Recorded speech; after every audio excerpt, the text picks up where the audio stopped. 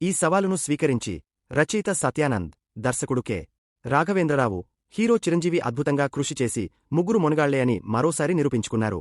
సినిమాలోని 3 పాత్రలకు చిరంజీవి ప్రాణం పోశారు. పృథ్వీ పాత్ర సినిమాలో ఆయువుపట్టు వంటిది.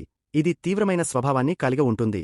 ఇక దత్తాత్రేయ పాత్ర ప్రేక్షకులకు కొంత రిలీఫ్ను అందిస్తుంది. శాస్త్రీయ నృత్యంపై చిరంజీవికి ఉన్న ఆసక్తిని ఈ పాత్రలో మరింత ఇష్టపడి పోషించారు. ఈ పాత్రలో ఆయన ఉపయోగించిన మాండలికం కూడా అభిమానులను ఎంతగానో ఆకట్టుకుంది.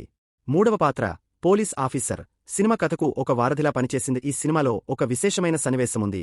అది 3 పాత్రలు ఒక డైనింగ్ టేబుల్ వద్ద కలిసి హాస్యాన్ని సృష్టించడం. ఈ సన్నివేశాన్ని ప్రేక్షకులు చాలా ఆనందించారు. అంతేకాదు, చిరంజీవి 3 పాత్రలకు తన గొంతు మార్చి డబ్బింగ్ చెప్పిన విధానం అభిమానులను ఎంతగానో ఆకట్టుకుంది. ప్రతి పాత్రకు ఒక ప్రత్యేకమైన గుర్తింపును ఇచ్చింది. తెరపై ఒకేసారి ముగ్గురు చిరంజీవులు కనిపించడం అభిమానులకు ఆనందాన్ని కలిగిస్తుంది. కానీ అలాంటి సన్నివేశాలను చిత్రీకరించడానికి తెర వెనుక ఎంతో కృషి, ప్రణాళిక అవసరం.